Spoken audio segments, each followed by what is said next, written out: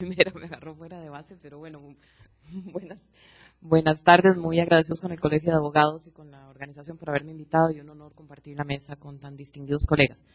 Brevemente, yo creo que Arantxa dijo todo lo que podíamos entender y saber en temas de arbitraje en materia de propiedad intelectual, así es que no quiero repetir lo que ya Arantxa dijo. Entonces, básicamente es comentarles un poquito cuál es la regulación costarricense. En Costa Rica sí existen mecanismos de resolución de conflictos en materia de propiedad intelectual. De hecho, en 21 de septiembre del 2011 se aprobó el reglamento para la resolución de disputas ante la Academia de las Ciencias, que es quien actualmente dirige todo lo que son los registros de nombres de dominio de nivel territorial superior, los .cr. Ante la Academia de las Ciencias es posible establecer mecanismos de resolución de controversias mediante un centro de arbitraje que no es propio de la Academia, sino que se hace a través del arbitraje de la OMPI con mediadores de la OMPI. Este empezó a funcionar en ese momento y tiene alguna trayectoria en materia de resolución de conflictos, utilizando obviamente el reglamento de la OMPI. Muy reciente, ciertamente, sin embargo sí ha tenido algunas experiencias y ya viene con algunas resoluciones. El otro mecanismo está regulado en el artículo 55 del reglamento de la Ley de Derechos de Autor, que establece que la dirección del registro de derechos de autor, y por ende se entiende que es solo para derechos de autor y no para propiedad industrial, la dirección podría actuar como árbitro o mediador en materia de conflictos en propiedad intelectual. Es la única norma que existe, no se ha implementado nunca a la fecha. Yo asumo porque no se ha definido el conflicto de qué pasa con un derecho ya conferido, que es un tema de conflicto con el orden público, si es el propio registro el que va a ser el mediador, porque además, recuerden que los derechos de propiedad intelectual es una concesión del Estado a favor de los inventores y creadores, y ahí tendríamos al registro actuando como juez y parte, con lo cual es una figura bastante compleja y probablemente es por eso que no ha entrado en la práctica.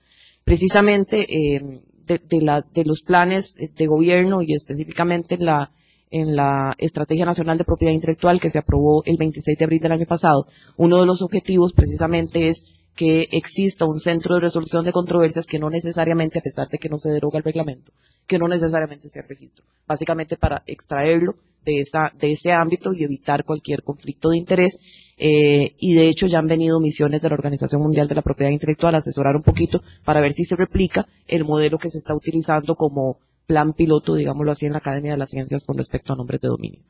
En términos generales, sí existen ya incluso resoluciones arbitrales ante el SICA, que es el de la Cámara Norteamericana de Comercio, donde las partes en forma privada han llevado asuntos de resolución de controversias en materia de propiedad intelectual, porque básicamente la Cámara ve temas generales, no especialistas en una materia, y en lo particular me ha tocado participar en 3 procesos, todo se llega a conciliación, y básicamente la voluntad de las partes no es entrar en este momento en procesos de mediación y arbitraje. Me disculpo por la voz, pero tengo una tos desde hace un mes terrible.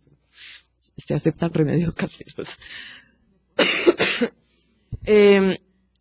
¿Por qué las partes llegan a resolver el conflicto de una forma amigable? Porque normalmente el costo de un proceso de mediación o arbitraje supera con creces lo que las partes están buscando resolver, sobre todo tanto en derechos de autor como en materia de propiedad intelectual.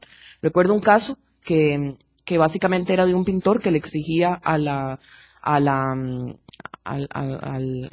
local donde se habían vendido sus obras, que él le retornara el 5% del royalty, que es el derecho de seguimiento de su obra. Cada vez que un artista plástico vende su obra, tiene derecho a un 5% de la reventa, según la ley de derechos de autor, y ese caso era para mediar, y realmente se logró una mediación, tal vez no le pagó el porcentaje que dice la ley, pero las partes acordaron un porcentaje.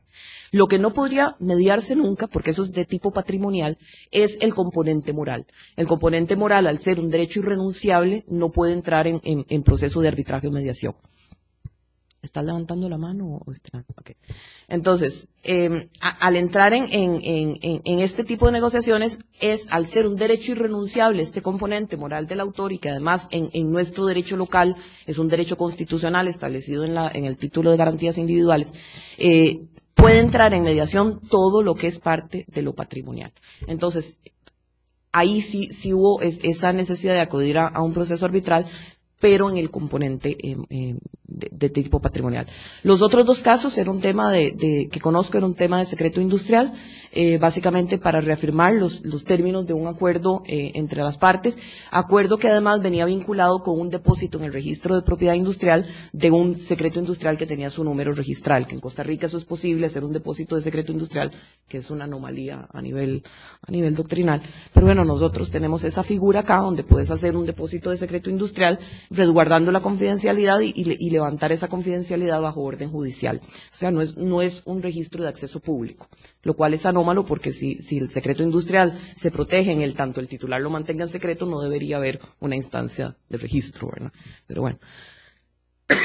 Y el otro caso era con respecto a una licencia de patente, que había un conflicto de cuáles eran las partes que tenían derecho exclusivo no sobre una patente.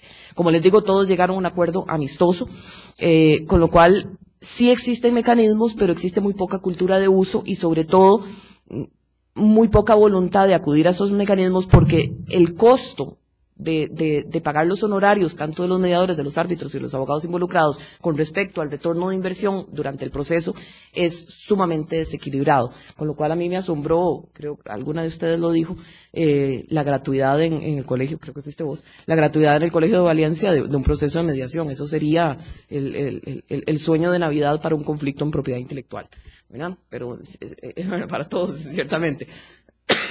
Lo que pasa es que en conflictos mercantiles normalmente sí existen recursos para solventar, pero en propiedad intelectual suelen ser casos, sobre todo en derechos de autor, de muy, muy baja cuantía, ¿verdad? Y finalmente, existen mecanismos en la ley de observancia que tal vez no tienen nada que ver con arbitraje, pero que permiten a las partes otro tipo de remedios procesales. No me voy a enfocar en esos, pero sí normalmente en Costa Rica la práctica es que incluso ante eventos que podrían implicar un delito de violación a los derechos de propiedad intelectual, normalmente se van a resolución de conflictos, y básicamente porque las sanciones penales en materia de propiedad intelectual son sumamente bajas. De hecho, por ejemplo, tuve un caso donde un software que valía $300 la licencia, solo se pudo cotejar que se había reproducido una sola licencia, con lo cual yo me tengo que atener a la única prueba que existe, y esa única prueba costaba $300. Entonces, el resarcimiento eran $300. Entonces, sí tenía todo el cuadro fáctico para interponer un delito penal, pero por el monto, la sanción penal se convierte no en una sanción cárcel, sino en un daño de tipo pecuniario. Entonces, las partes decidieron resolverlo amistosamente. Eso como un ejemplo de los múltiples casos que tenemos a nivel nacional. Yo diría que hasta ahí, ¿verdad? Para no quitar campo a los compañeros. Muchas gracias.